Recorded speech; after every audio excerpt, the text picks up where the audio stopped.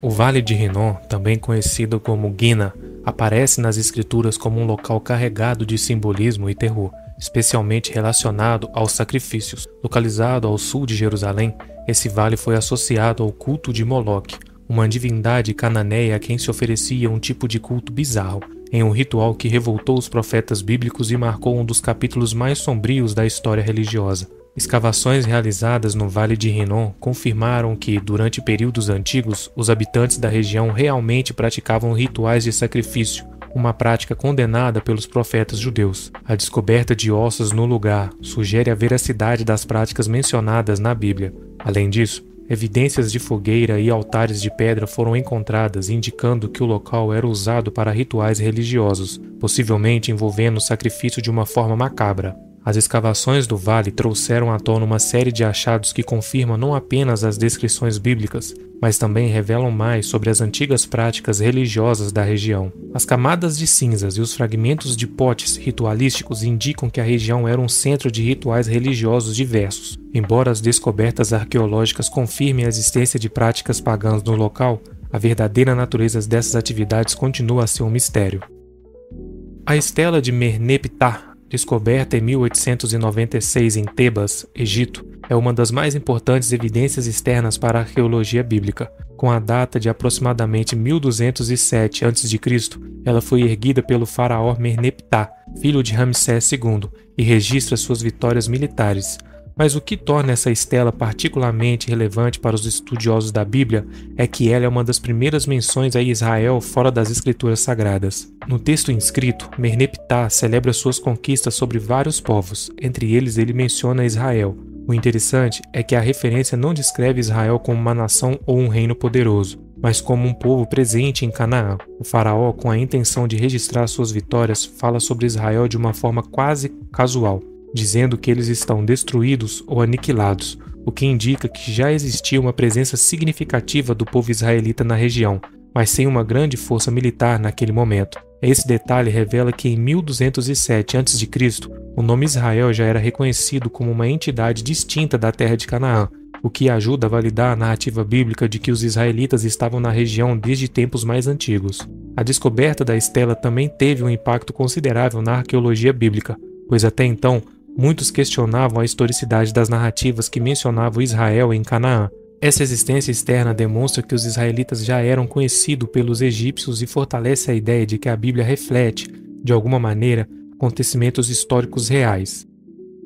A Pedra de Tel-Dan, descoberta em 1993 no norte de Israel, é um dos mais significativos achados arqueológicos que corroboram a narrativa bíblica. Esta inscrição, que data de cerca de 850 a.C., foi encontrada em fragmentos durante a escavação do sítio de Tel-Dan, um local estratégico ao longo das antigas rotas comerciais. A inscrição foi esculpida em uma pedra negra, conhecido como basalto, e descreve uma vitória militar de um rei arameu, que se autodenomina Ben-Hadad, contra a casa de Davi. O que torna a Pedra de Tel-Dan tão importante para os estudiosos da Bíblia é a referência explícita à casa de Davi. Embora a figura de Davi seja amplamente mencionada no Antigo Testamento, havia muitos debates sobre a existência histórica de Davi como um grande rei de Israel, com alguns argumentando que ele era apenas uma figura mítica. A menção da Pedra de Tel-Dan serve como uma evidência externa que confirma a existência de uma dinastia ligada a Davi, além de sugerir que a casa de Davi era reconhecida e temida pelos inimigos da época. A inscrição também ajuda a estabelecer a presença dos reinos de Israel e Judá como entidades políticas no cenário histórico. A descoberta foi crucial porque antes disso, poucos registros fora da Bíblia mencionavam diretamente a dinastia de Davi ou eventos escritos no Antigo Testamento. Além disso, a menção à casa de Davi pode ser vista como uma forma de validar ainda mais as histórias bíblicas sobre o reino de Judá e sua relevância política no contexto do Oriente Médio. Em termos de impacto da arqueologia bíblica, a Pedra de Tel-Dan representa uma grande conquista. Não apenas fortalece a veracidade das Escrituras, mas também fornece uma conexão tangível entre os relatos bíblicos e as evidências materiais da história antiga. A inscrição de Pilatos, descoberta em 1961 em Cesareia, Israel, é um dos achados arqueológicos mais impactantes em relação ao Novo Testamento. A inscrição está gravada em uma pedra de calcário e foi encontrada durante as escavações no Teatro de Cesareia, uma cidade importante na época romana. Ela é uma referência direta ao governador romano Pôncio Pilatos, o homem que, segundo os evangelhos, condenou Jesus à crucificação. A inscrição foi uma grande surpresa para arqueólogos, pois era a primeira evidência arqueológica que confirmava a existência de Pôncio Pilatos fora dos textos bíblicos. Até então, a única menção ao governante romano vinha das escrituras e de alguns escritos históricos, mas não havia registros contemporâneos de Pilatos em fontes externas. A inscrição revela que ele era, de fato, o procurador da Judéia durante o reinado do imperador Tibério, reforçando a autenticidade histórica dos relatos do Novo Testamento. Além disso, a inscrição é significativa porque menciona o prefeito Pôncio Pilatos e faz referência à construção de um dedicatório para o imperador Tibério. Isso mostra como o governador estava envolvido na política e na administração local, confirmando o papel de Pilatos no governo romano da Judéia.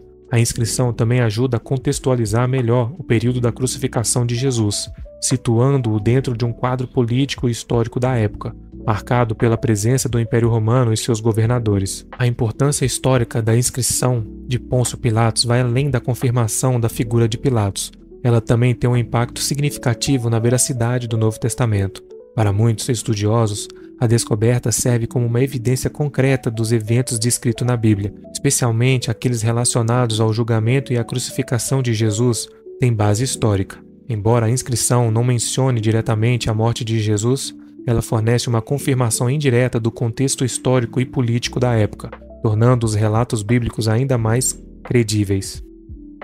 O selo de Isaías, descoberto em 2009 em Jerusalém, é um dos achados mais fascinantes no campo da arqueologia bíblica. Encontrado durante as escavações do Monte do Templo, o selo é pequeno, feito de argila e traz a inscrição: Isaías, filho de Amós, o profeta. Ele pertence a um dos personagens mais conhecidos da Bíblia, o profeta Isaías, cuja obra está registrada no Antigo Testamento no livro que leva o seu nome. O que torna essa descoberta ainda mais notável é o fato de que ela oferece uma ligação direta entre o evento histórico real e um dos textos sagrados mais importantes da tradição judaico-cristã. Embora Isaías tenha sido um profeta iminente na história de Israel, até então não havia nenhum objeto arqueológico confirmando a sua existência. A descoberta do selo revela, assim, uma conexão física com o profeta, durante um período de grande turbulência política para o reino de Judá. A inscrição encontrada no selo é particularmente significativa por ser uma identificação pessoal, indicando que o objeto pertencia a Isaías ou estava associado a ele. Isso não só valida a existência do profeta, mas também a sua posição de autoridade, já que ele era um conselheiro próximo aos reis de Judá. O selo era provavelmente usado para selar documentos ou cartas oficiais, o que sugere que Isaías desempenhava um papel importante na administração do reino. Além disso, a descoberta do selo traz à tona questões sobre a relação entre a arqueologia e os textos bíblicos.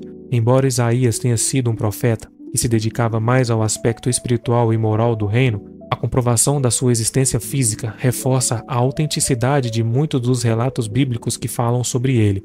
O achado também lança uma nova luz sobre as práticas administrativas de Judá na época, oferecendo um vislumbre mais claro do contexto político e social em que o profeta viveu. A inscrição de Ezequias é uma das descobertas arqueológicas mais impressionantes que corroboram os eventos narrados na Bíblia, especialmente no Antigo Testamento. Encontrada em 1880 em uma das paredes do túnel de Ezequias em Jerusalém, a inscrição descreve uma construção de um túnel hidráulico, uma das grandes façanhas da engenharia do antigo reino de Judá. Esse túnel foi projetado para desviar a água da fonte de Gihon para dentro das muralhas da cidade, garantindo o abastecimento de água durante o cerco assírio em 701 a.C. O que torna essa inscrição particularmente importante não é apenas sua relação com o controle da água e a sobrevivência da cidade, mas também a confirmação de um evento central descrito na Bíblia, especificamente na narrativa do cerco assírio a Jerusalém, relatado no livro de 2 Reis. De acordo com a Bíblia, o rei Ezequias, que governava Judá na época, fez de tudo para proteger seu povo da invasão assíria, incluindo a construção desse túnel. A inscrição descreve o trabalho que foi realizado para escavar esse túnel, começando de duas extremidades até que os trabalhadores se encontrassem no meio, um feito impressionante para a época. Essa descoberta não apenas valida o relato bíblico, mas também fornece detalhes sobre a técnica avançada utilizada pelos antigos israelitas. A inscrição de Ezequias é escrita em hebraico e descreve o processo de escavação do túnel com grande precisão, confirmando que o rei era um líder estratégico e engenhoso. Além disso, o texto revela que durante o cerco a cidade estava sob grande ameaça, o que reforça a gravidade da situação em que o reino estava. A importância histórica da inscrição de Ezequias vai além da validação do relato bíblico. Ela também é uma janela para o entendimento da cultura, das propriedades e da capacidade técnica dos israelitas na época. O túnel, que ainda existe hoje, é um testemunho duradouro da habilidade de Ezequias em proteger seu povo contra um dos maiores impérios da antiguidade. O papiro de Ipuwer é uma das descobertas mais fascinantes da arqueologia egípcia, tanto por seu conteúdo misterioso quanto por sua conexão com eventos descritos na Bíblia. Encontrado no Egito, esse papiro datado aproximadamente de 1900 a.C. e contém uma série de poemas que relatam uma catástrofe natural de proporções apocalípticas. Curiosamente, muitos estudiosos e historiadores fazem uma relação entre um conteúdo do papiro e as pragas do Egito, que são descritas no livro de Êxodo no Antigo Testamento. No papiro, um sacerdote egípcio descreve um período de caos extremo no Egito, onde os rios se tornaram sangue, a terra se cobre de poeira e a população sofre com fome e morte. As palavras são tão vívidas que muitos veem nela um reflexo das pragas que, segundo a Bíblia, foram enviadas por Deus para punir Faraó, que se recusava a libertar os israelitas da escravidão. Embora o papiro não mencione especificamente os hebreus ou Moisés, a semelhança entre os relatos são inegáveis.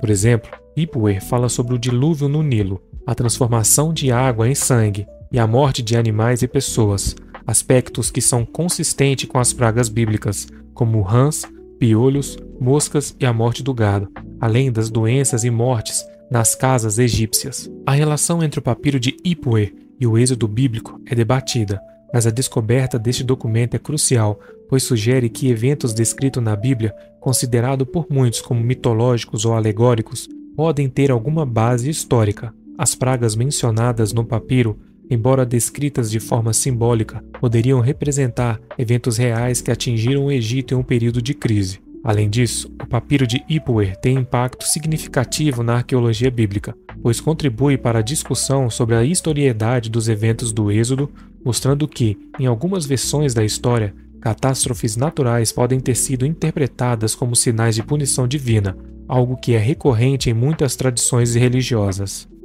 Kuntlet Ajrud é uma das descobertas arqueológicas mais intrigantes no século VIII a.C., e sua importância vai além das inscrições encontradas no local. Localizado no deserto da Península do Sinai, o sítio de Kuntlet Ajrud revelou uma série de artefatos incluindo vasos, estelas e inscrições que mencionam o nome de Deus de uma maneira que levanta questões sobre as crenças religiosas antigas, especialmente no que diz respeito à adoração e ao monoteísmo. As inscrições encontradas no sítio fazem referência a um Yud-He-Vav-He de Samaria e sua Asherá. A menção a Asherá, uma deusa cananeia associada à fertilidade, ao lado de Yahvé, o Deus de Israel, sugere que durante esse período existia uma prática de adoração que envolvia tanto monoteísmo como politeísmo.